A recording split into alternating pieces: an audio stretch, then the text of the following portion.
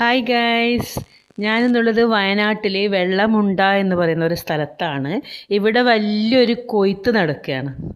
അപ്പോൾ കൊയ്ത്ത് നടക്കുന്നത് വലിയ പാടാണ് കേട്ടോ. ഒരുപാട് നെൽകൃഷിയുണ്ട് ഇവിടെ. എൻ്റെ പുറകിൽ കാണുന്നുണ്ടത് മെഷീനാണ്, അവിടെ കൊയ്യുന്ന മെഷീനാണത്. അത് നിങ്ങൾക്കിപ്പോൾ ഞാൻ കാണിച്ചു തരാം. ഇതാണ് കൊയ്യുന്ന മെഷീൻ ഉണ്ടോ. ഇവിടെ കൊയ്ത്ത് നടക്കുകയാണ്. അപ്പോൾ മെഷീൻ്റെ കൂടെ തന്നെ കുറേ കൊക്ക് ഉണ്ടാവും. കൊക്ക്, കൊച്ച, കൊറ്റി എന്നൊക്കെ പറയും. അതിൻ്റെ പുറകെ തന്നെ പോവും. അപ്പോൾ പ്രാണികളെ, പറന്നു പോകുന്ന പ്രാണികളെ തിന്നാനാന്ന് തോന്നും. പിന്നെ നെല്ലൊക്കെ തിന്നാനായിരിക്കും അതിൻ്റെ പുറകെ തന്നെ ഉണ്ടാവും. കാണുമ്പോൾ വിചാരിക്കും മെഷീനിൽ വീണ് പോയിന്ന്, പക്ഷേ എന്നാലും അത് വീഴില്ല കേട്ടോ. കണ്ടോ, ഇങ്ങനെയാണ് മെഷീൻ്റെ പ്രോസസ്സിങ്. അതിങ്ങനെ കൊയ്ത് വരുന്നുണ്ടാവും. കണ്ടോ നിങ്ങൾ, അതിങ്ങനെ മുന്നിൽ അത് കൊയ്ത് അതിൻ്റെ നെല്ല് അതിൻ്റെ അകത്ത് സംഭരിച്ച് വെക്കും. ആ മെഷീൻ്റെ ഉള്ളിലൊരു കപ്പാസിറ്റി ഉണ്ട്, ഒരു ഇത്ര അളവിൽ നെല്ല് സംഭരിച്ച് വെക്കുക എന്നുള്ളത്. അപ്പോൾ അതിൻ്റെ അകത്ത് സംഭരിച്ച് വെക്കും. പിന്നെ അതിൻ്റെ ഈ രീതിയിലാണ് ഇത് മുന്നിൽ ഇത് കാണുന്നത്. കാണാത്തവരുണ്ടെങ്കിൽ കണ്ടോ, ഈ രീതിയിലാണ് കൊയ്യുക. ഇപ്പം എല്ലാ സ്ഥലത്തും മെഷീൻ തന്നെ ആയി. വലിയ വലിയ പാടത്തൊക്കെ മെഷീൻ തന്നെയാണ്. അപ്പോൾ ഇങ്ങനെ കതിർ കൊന്നിട്ട് അതിൽ നെല്ല് വേറെ തന്നെ ഉള്ളിൽ നിന്ന് സംഭരിക്കും.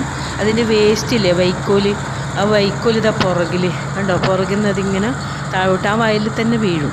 അത് വേസ്റ്റാണ്, വൈക്കോലാണ്. വൈക്കോൽ അവിടെ വീഴും. പിന്നെ നെല്ല് അവിടെ സംഭരിച്ച് വെക്കും.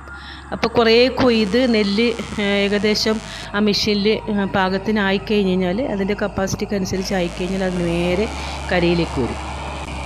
കരയിലേക്ക് വന്നിട്ട് ഇവിടെ കർഷകരുണ്ടാവും, ചിലപ്പോൾ കാത്തിക്കുന്നവരെ. കണ്ടം കൊയ്ത് കഴിഞ്ഞാൽ ഓരോരോ കണ്ടായിട്ടാണ് ഉണ്ടാവുക. അപ്പോൾ അവരെ കണ്ടം കൊയ്ത് കഴിഞ്ഞാൽ അവരിവിടെ ഷീറ്റും പിരിച്ചിട്ട് കാത്തിക്കും. അപ്പോൾ മെഷീൻ വരുന്നത്, അപ്പോൾ പിരിച്ചു കൊടുത്തു കഴിഞ്ഞാൽ അവർ പറഞ്ഞാൽ ഇന്ന് ആ സ്ഥലത്ത് കൊണ്ടുവന്നിട്ട് ആ മെഷീൻ തന്നെ അവിടെ ഇടും. അതായത് ഇതിലേക്ക് കൂടി നെല്ലവിടെ സംഭരിച്ചു വെക്കും കേട്ടോ. നെല്ല് അതിലേക്ക് കൂടി തന്നെ ഇടും. ഒരു ദിവസം തന്നെ കുറേ കണ്ടം കൊയ്യാൻ വേണ്ടി പറ്റും ഈ മെഷീൻ ഉപയോഗിച്ചിട്ട്. പണ്ട് കാലത്തൊക്കെ ആൾക്കാരാണ് കൊയ്യുന്നത്, നമ്മളൊക്കെ കണ്ടത്.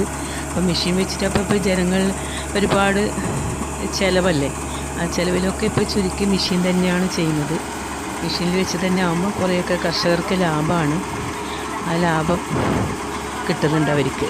ഇങ്ങനെ കൊയ്ത് വെച്ച് കഴിഞ്ഞാൽ കണ്ടോ, നെല്ലിതാ ഇതുപോലെ നെല്ല് സംഭരിച്ച് വെക്കും.